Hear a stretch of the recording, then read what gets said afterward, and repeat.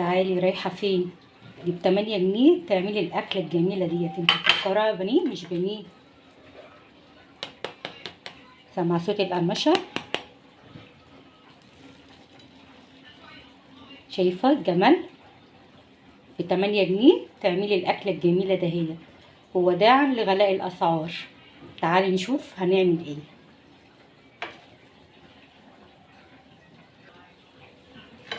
لا وكمان مش هي لوحدها، تعالي اقولك هنعمل ايه كمان.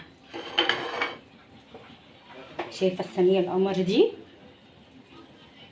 تابعيني وانا هقولك هنعمل ايه دلوقتي.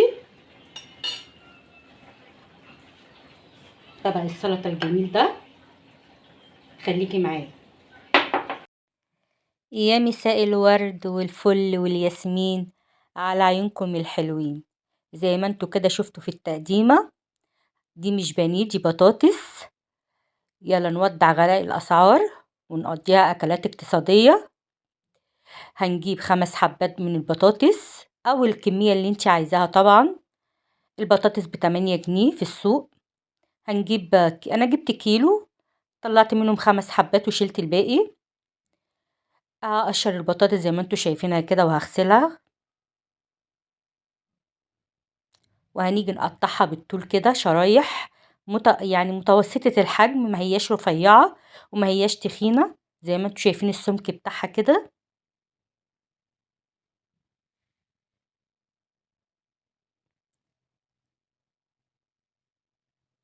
انا كنت حاطه حله على النار فيها ميه غليت، وحطيت فيها معلقه ملح، وهنزل بالبطاطس دي مش هسويها، يعني هديها غلوتين كده. انا عايزاها نص سوا، مش هسويها سوا كامل. خدي بالك بقى من التوابل اللي معايا ديت. معايا معلقه كركم، معلقه كاري، فلفل اسمر، ملح، توم باودر، بصل باودر، كمون، شطه. كركم، كاري، فلفل اسمر، ملح، توم باودر، بصل باودر، كمون، شطه. التوابل ديت مقدار معلقه صغيره. وهجيب كوبايه من الدقيق وهنزل بيها، ونص كوبايه من النشا، وهنقلب المكونات الجافه دي كلها مع بعضيها.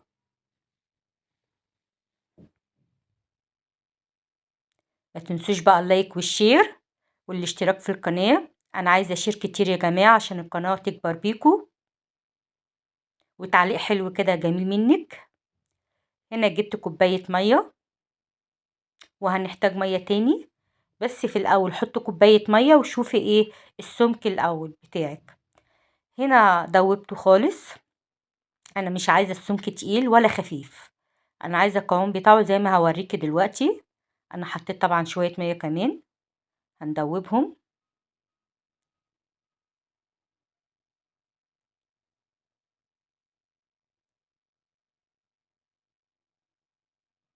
اهم حاجه ما تخليش فيها تكتلات.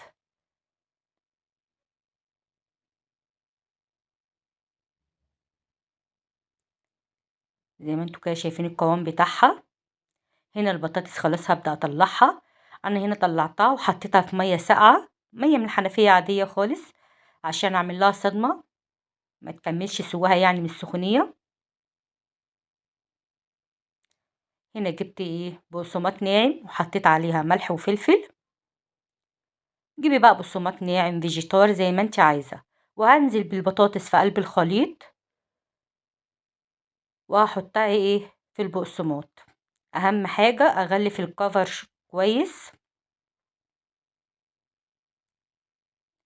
انا هنا غلفت الكفر مره واحده وسبتها، بس لقيتنا لما اعملها مرتين احسن. هوريكم دلوقتي.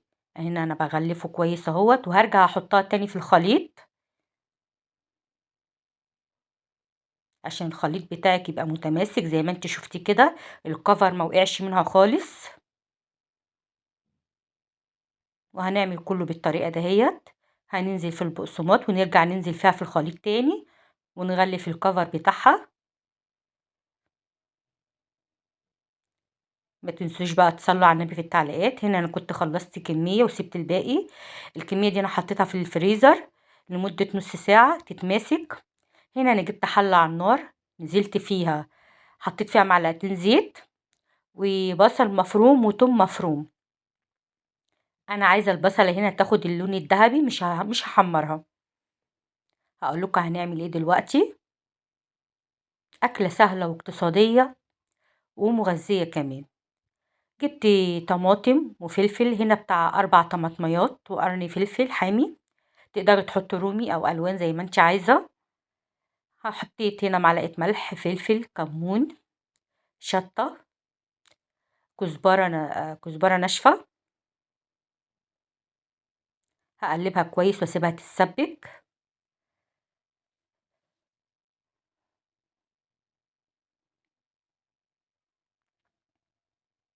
هي كده خلاص كانت اتسبكت. معايا هنا خضرة مشكلة، شبت وبقدونس وكزبرة، قطعتها وحطيتها فيها. المفروض كنت اسيبها تبرد شويه، بس انا كده انا كان معايا قرنبيط شايلاه في الفريزر، كنت سلقاه وحطاه في الفريزر فساقع. فانا خرطته وحطيته ايه في قلب الخضار بتاعنا دوت. فطبعا لو القرنبيط بتاعك انت لسه سلقاه وسخن، سيبي الخلطه دي تبرد شويه وتنزلي بيها ايه على القرنبيط. وهنقلب كده بعد ما قطعناه حتت صغيره كده. هنقلب الخضار بتاعنا كله في بعضه.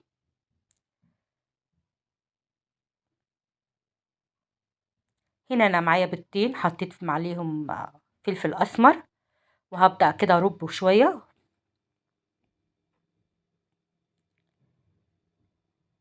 فاكرين الخليط اللي انا كنت عاملة بيه البطاطس؟ هاخد منه حبة وانزل عليه ايه بالبيض.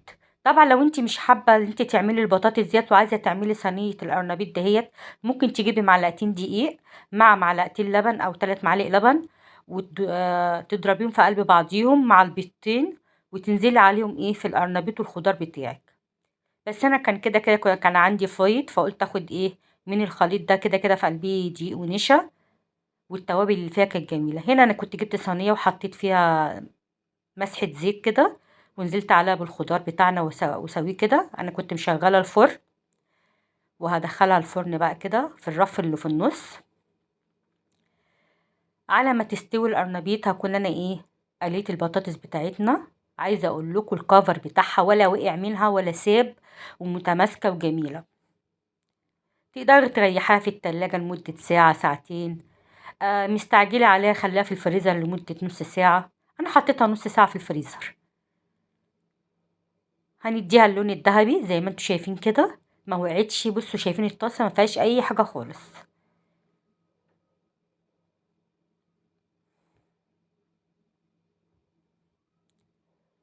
هنحط كده الدفعة التانية. ما تنسوش بقى تدعموني باللايك والشير يا جماعة. ويا ريت نعمل متابعة للفيسبوك وعلى اليوتيوب.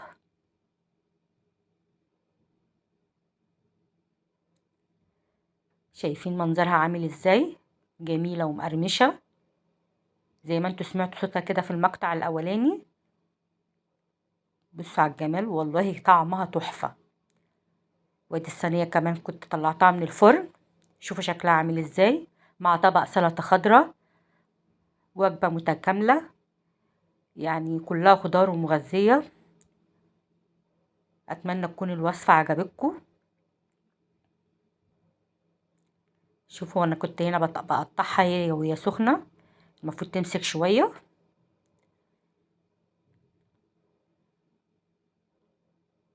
يا ريت تجربوها يا جماعة. أكلة سهلة واقتصادية في نفس الوقت مغذية، فيها جميع العناصر الغذائية.